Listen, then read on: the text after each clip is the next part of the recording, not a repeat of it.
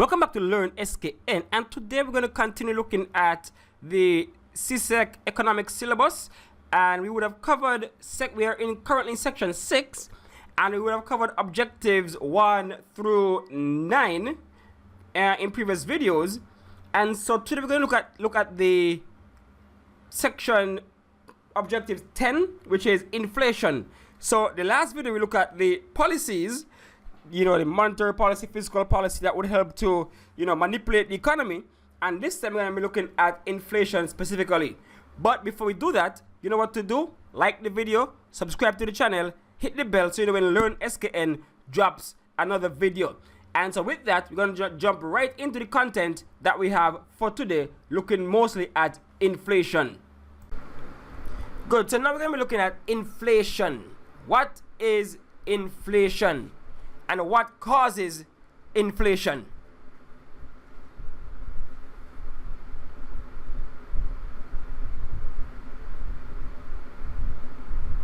You looking for? You want me to explain the definition? Say that again. You want me to do the definition? No. That's where we at now. I'm not saying that's where we at now. Oh yeah. I see it on screen. Okay. So inflation is defined as the steady and continuous rise in the general price levels, that is, an average of all prices in the economy. So in essence, we're saying things getting more expensive, everything getting more expensive, prices keep going up. That's inflation. Because the cost of bread today wasn't the cost of bread 5 years ago. They're gone up. The cost of rent today wasn't the cost of rent in a few years ago. Rent gone up. So inflation is a real thing. So inflation is defined as the steady and continuous rise in the general price levels in the economy. So in essence, again, everything going up, everything becoming more expensive. Not literally everything, but majority of the things going up. So that is inflation, when there's a general increase in the price levels in the economy. A one-off increase in price is not inflation. So if something happens just one time, that's not inflation. Price must rise steadily and over a prolonged period of time for it to be considered as inflation. An increase in a small number of prices does not constitute inflation either. So that's inflation, when there's a steady and continuous rise in the general price level in the economy. Because we see that in saying this with bread. Bread just started rising over the last couple of years. Just every so often, the China quart, next quart, 50 cents, until bread starts increasing. I mean, it's reached where they're at today. So that's the definition of inflation. A steady and continuous rise in the general price levels in an economy. That is inflation. Now, how do they measure inflation? Because you very well know that the government can't go around to can't collect every single item in the country and look at the prices and monitor the prices. That can't happen. So what they do is use things like the CPI, the Consumer Price Index, or what they call the RPI, the Retail Price Index. And what this is, they compute this index by measuring the change in prices of a given basket of goods that the customers buy. In the first stage, each good in the basket is given a weight based on how much consumers consume that good. Next, the changes in the price of the goods in the basket are recorded. Finally, the changes in the price level is computed, and table 17.1 shows inflation rate in Jamaica over 7 years. So 7%, 10, 12, 15, then it start going back down. Right? So what is the RPI or the CPI? So you might hear about the Consumer Price Index or the Retail Price Index. Now what they do, what the government does, right? They take some essential goods. Put them in a basket, not literally, but put them as a collection of goods. And they monitor the prices of those particular goods, because these are goods that are integral to the economy. It might be something that people use almost every day. Like your rice or your milk, whatever. use it regular enough for that could be as a guide to show when prices go up. And so that's how the index is formed. The index is a bunch of different food items, and each have a certain score. And so when the price change and stuff like that, they can use that to try to tell us what the inflation rate is, etc., etc. So inflation is a key indicator of how the economy might be doing. You don't want inflation to be too high. That means nobody living in a certain place. That means things just rough, right? You don't want inflation to be too high. Because imagine inflation go up to 10%. You know what that means? You have just lost 10% of the value of your dollar. Inflation. So let's say last year your dollar could have carried a certain way. This year, nothing to have so. Inflation hit, the value of your money reduces. Unless you have something fixed. But for the most part, the value of your money gets eroded with inflation. Look at the diagrams right here. Look at the tracking inflation, Jamaica. It went up, peak in 2006, and then it started plateauing, it started going down, and then it started rising again in 2008. So those are some examples of how inflation looks and is calculated over a given period of time. Okay, so what a government institution, not maybe Bureau of Standards or somebody, one government institution would have the task of putting together a basket of goods, right? It might not be literal, but that what makes the most sense. A basket of goods. So they go, right, to the supermarkets. They look at what people normally buy, what the regular folks buying, because they want something that would impact a broad number of persons. So what they do, they go look at what people buying, and put all of those, majority of those things in a basket, not a literal basket, but a figurative basket. And then they would monitor that basket of goods. So let's say the basket contains milk, flour, rice, which by all means it might. Milk, flour, rice. And so they'll monitor the price of these things. So if rice price go up, they take note of that. If they realize 1 year rice gone up, 2 year gone up again, 3 year gone up again, then they realize that the overall value of the basket would increase, right? But if you look at the in terms of monetary money, then that would be a drop in your buying power, your purchasing power. So imagine the cost of the rice keep rising. That means that it's eroding the value of money just like that. Right? So that's how we get the calculation of inflation. They're gonna use a collection of goods that a lot of people buy, monitor the prices, and when they're changing, they alter the index accordingly. Okay, so let's go again. So inflation, how do we measure inflation?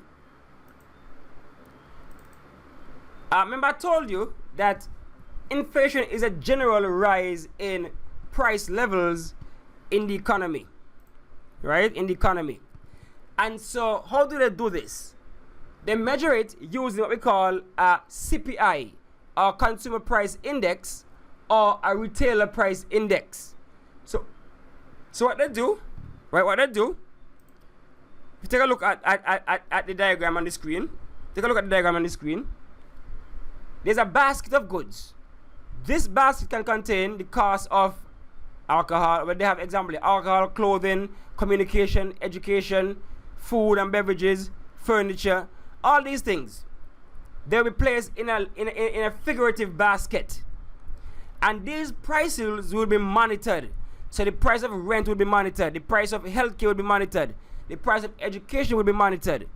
And as we are seeing the price is changing, then that would inform what the inflation rate is.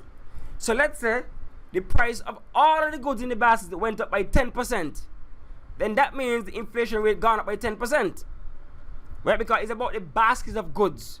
They're going to try to choose things that majority of people eat or consume. Medicine, transportation, education, food, housing, all those things. And so if you realize that the cost of rent going up, you make necessary calculations, and then you see, okay, wait, inflation happening right here because the price of majority of these items steadily increasing over a period of time. So you have to be monitoring all these goods. So there are people in different ministries who will monitor these goods and see when the prices are increasing to try and see if inflation is occurring and try to stomp it out. Right? So that's how you measure inflation, by the increase or the change in the price of goods or items that were chosen to be in a basket. Normally it's essential goods because everybody needs essential goods. So you're going to monitor the price of food, healthcare, education, housing. You monitor the price of all of those. And if all of those start going up continuously over a period of time, then that would tell the government, look, we might have inflation coming up in a few years. I might feel the effects of inflation. Start putting into effect today some contractionary monetary policy or some contractionary fiscal policy to try and reduce inflation. Right? So that's how we measure inflation, by looking at a particular set of goods to monitor if their prices are increasing over a period of time steadily and continuously. And so they can use these measurements to know if the economy is going through inflation or not. So that's how inflation works. That's how you measure inflation. Prices are increasing steadily over a period of time, and then if they are, then we know we have an inflation, and then the government can make the necessary corrective measures. You know, you put in your monetary policy, fiscal policy, you know, whichever one you want to achieve. Okay, good. So there are different types of inflation, though. There are different types of inflation. We have what we call demand pull inflation. We have cost push inflation. We have imported inflation. And we have an increase in the money supply. So different types of inflation and different causes of inflation. So all these are types and causes of inflation. You have demand pull inflation, cost push inflation, imported inflation, and an increase in the money supply. So let's try and break down what these different types of inflation are. First one, demand pull. So remember we did supply and demand already. So we're building on that now. We have demand pull inflation. What this means is that when there's increased demand in the economy, but the supply doesn't really measure up, what would happen is that if demand outstrips supply, then the price of goods will start rising. And so that's what we call demand pull. Right? Demand pull inflation is caused by an increase in demand in the economy. The total demand in the economy by all groups, aggregate demand, when aggregate demand increases and the supply of goods in the economy cannot be expanded to meet the increased demand, the result is rising prices. So demand pull is just like too many persons want too little things, and that would cause the price of those little things to go up. Right? So logically, you can see it happening logically. Demand.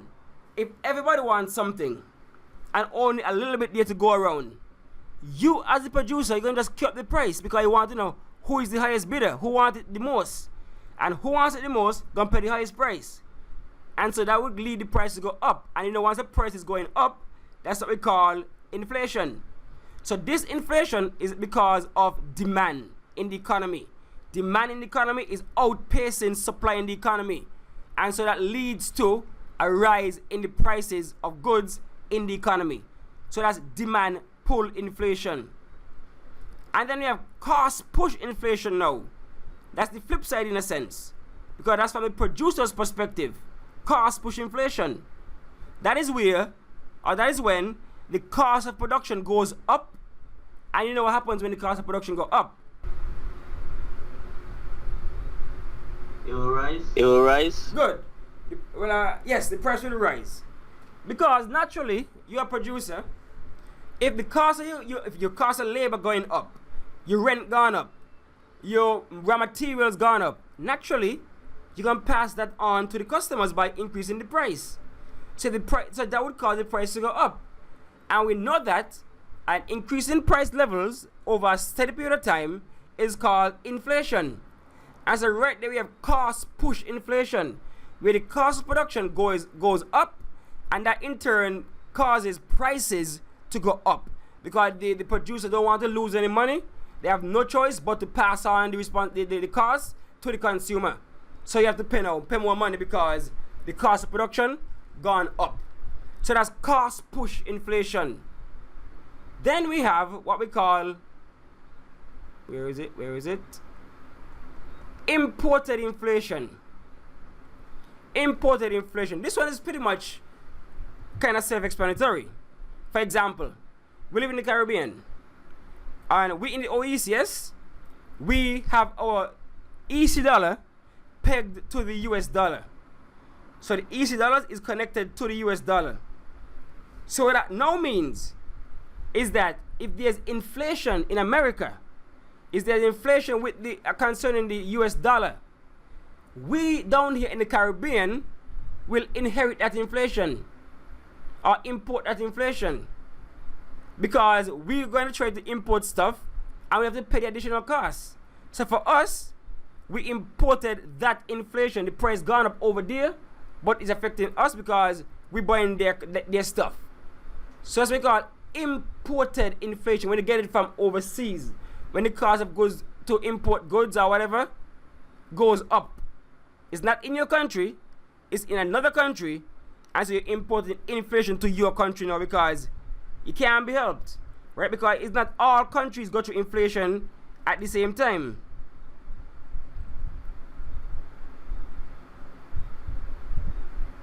Right? So that's what we call imported inflation.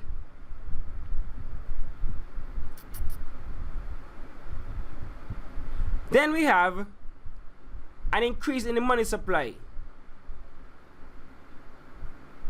So if we increase the money supply, that means that there's an increase in aggregate demand. Demand goes up naturally. Everybody got more money, so that, you know what they say, more money, you demand more things.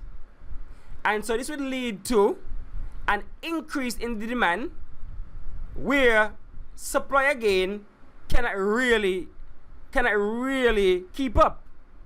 And so just like demand pull inflation, this will cause prices to go up.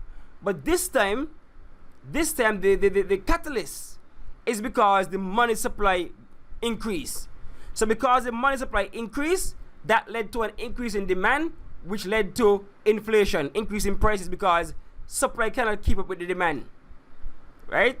So that is the 4 types or causes of inflation. One cause is the consequences of inflation. When there's inflation, it affects all the different groups in the economy. The following are some consequences of inflation. The first one, fixed income earners suffer a fall in real income. So, what real income is, remember last class we looked at nominal versus real GDP. We look at nominal versus real GDP. So fixed income earners suffer a fall in real income. Let's say that, for example, you earn $1,000 a month. $1,000 a month. And there's and you keep that's your set salary going forward. But let's say inflation jump to 10% the following year. You're still getting $1,000 a month, and inflation jumped to 10%. The reality is, the $1,000 you're getting doesn't have the same value. The real value is not $1,000 anymore, right? The real value is not $1,000 anymore. What do you think the real value would be? It's $900. So your income actually dropped. Your real income. On paper, you're still getting the $1,000. But if you factor in inflation, then your real income isn't as high as it was before. That's what they call real income. Remember real GDP. Remember we look at real GDP, and we say real GDP was where you factor in inflation. Nominal is when you just take the price as is. So your nominal income would be the $1,000 again every month. That's your nominal income.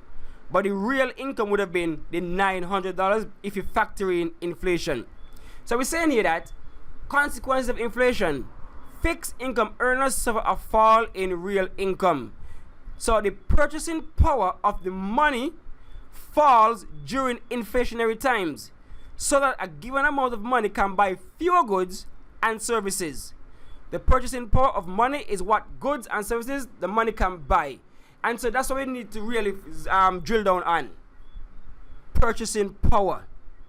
If you have a steady income and inflation happens, your purchasing power reduces. That's the long and short of it. Your purchasing power reduces, because the money you're making now cannot buy the same amount of goods you used to before. You cannot, because things price gone up. The price of things gone up, and so if you're still making the same money, then your purchasing power has actually declined. If you're making one steady income. So sometimes you realize that during these kind of times, the government might give you a little raise in salary or whatever to try to combat inflation.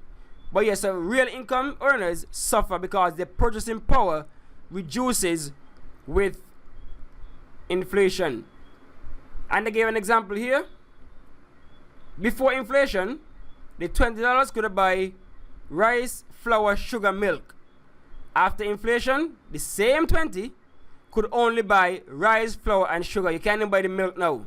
So it's the same 20, but the purchasing power has been slashed. And that's the effect of inflation. It reduces the purchasing power of money. And next one, when prices are increasing in the domestic economy, it means that the price of goods that the country exporting will rise. So you see, that could be a problem. If goods in the economy is increasing in prices, that means exports are expensive now. And so this can cause a drop in exports, and therefore a drop in foreign earnings, a drop in the country earning money. Because if I overseas and I say, but these things getting expensive, boy, I stop importing from St. Kitts. So saying is losing revenue, losing foreign exchange, and so we can see how inflation can affect the foreign exchange earning potential of the economy, right? So that's what can happen. Because the goods are more expensive, it would be more expensive for people to buy them overseas. So exporting reduces, and so your foreign income earnings also reduce. Now, a kind of good side effect of inflation for those who are borrowing. Remember, if you borrow money and you're paying back a certain amount every month and it ain't changing, then in actuality, if inflation comes around, the amount of money you owe actually reduces. The real value falls. And so you as a borrower, the value of money drop, but you still got to give them the same amount they had signed on to before. And so if you were paying them $1,000 a month, and then inflation occurs, you're still paying the $1,000 a month.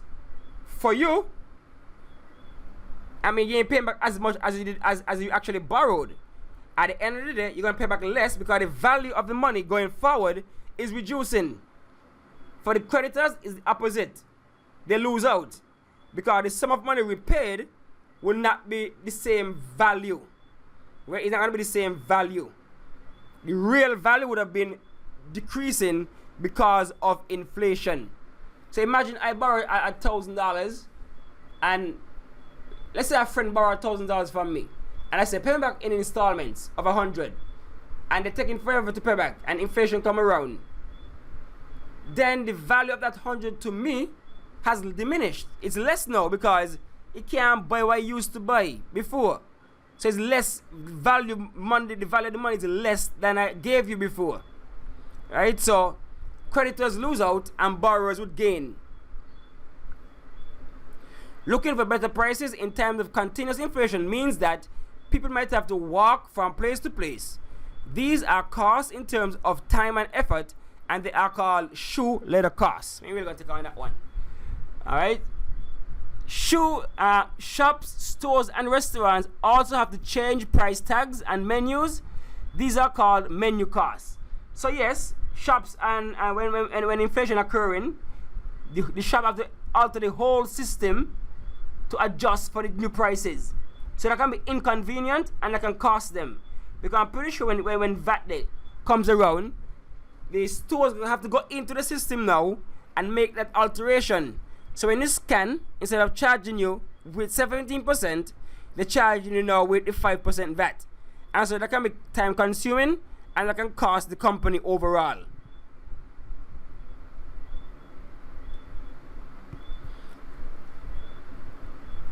Then, a next effect of inflation, rising cost of production cannot be passed on. So as the cost of production goes up, you can't even say you're going to pass it on to the customers because you might not be able to survive. Because the reality is, you might price yourself out of the market if you want to pass on the price. You might price yourself out of the market and then people might end up going to substitute items, and so that's going to be difficult for you. You have to bite the bullet until something the economy calms down. So that's the next downside to inflation. And then employers might be forced to reduce the quantity of labor employed. So if the cost of employment go up, then they might employ less persons. Right? If the labor costs go up, they might employ less persons, and so more people would be out of a job. So all those are some consequences of inflation. So when you get a chance, you read them, they're pretty straightforward, so you'll understand clearer, right? The consequences of inflation. What are the consequences of costs going up? So the last thing we're looking at today under inflation is how do we reduce inflation. And we looked at it earlier. Right? That's expansionary monetary policy, contractionary monetary policy, fiscal. So it's monetary and fiscal policy. You can use both, contractionary and deflationary, monetary and fiscal, to reduce inflation. So you can see it right here. So let's say you have demand pull inflation, meaning everybody in the economy demanding, the demand is high in the economy. How can we curb this demand? How can we reduce this aggregate demand? What can we do to reduce demand pull inflation? So what can we do? As the government, using fiscal policy, they can reduce government spending. They can increase taxes. Because increased taxes means the cost of goods going up, and so demand will fall. And so that will bring down the inflation. So for demand pull, we're trying to reduce demand. And so what we do is reduce government spending, increase taxes, or increase interest rates. Increase interest rates as a monetary policy approach. Increase interest rates. That means that nobody's going to borrow the money really and truly because it's too expensive to borrow. So nobody got no money to spend. So demand is going to fall. So that's demand pull. So we looked at it earlier. Expansionary and deflationary or contractionary monetary policy and fiscal policy. So the aim here is to reduce inflation. And so you have to target the cause of the inflation first and foremost, and then know what to do. So if it's demand pull inflation, you target aggregate demand. So you want to reduce demand in the economy. So to do that with fiscal policy, you increase taxes because taxes will cause things to become more expensive, and you reduce government expenditure. So you reduce spending in the economy, which can now cause prices to go down because demand gone down, price is going to follow. Demand and price is going to fall. So that's how we handle demand pull inflation. For cost push inflation, what you can do is, if you want to reduce the cost of labor, you can reduce the minimum wage. Well, not reduce, but you put a control on trade unions, because trade unions are one entity that can bargain to get prices increased. Wages increased. So you can put limit on the power of trade unions.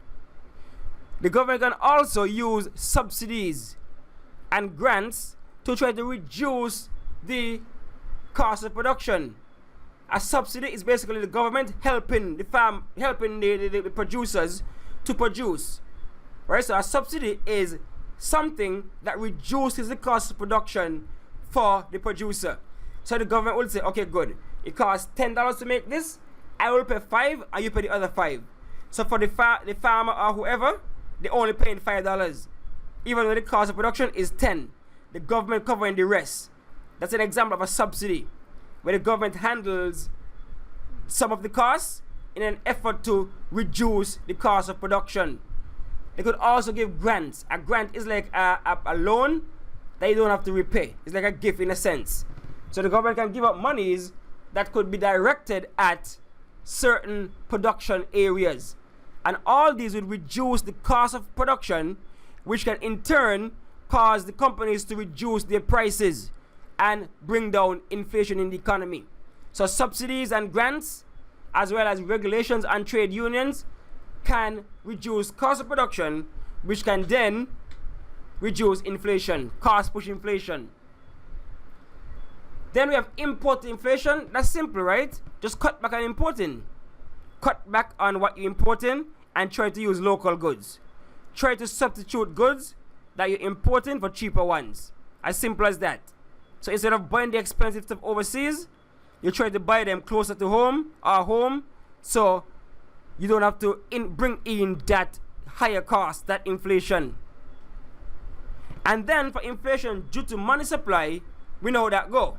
We already know how that goes. Right? To reduce the money supply, you can use open market operations, interest rates, and the reserve requirement. All those things to reduce the money supply. Right? Good. So those are the ways to combat inflation. You can use both fiscal policy, monetary policy, one or the other, or a combination of the two, to try to reduce inflation. And to reduce inflation means that we are using contractionary or deflationary monetary policy and deflationary or contractionary fiscal policy. The one that aims at reducing aggregate demand, bringing down demand, and also bringing down costs.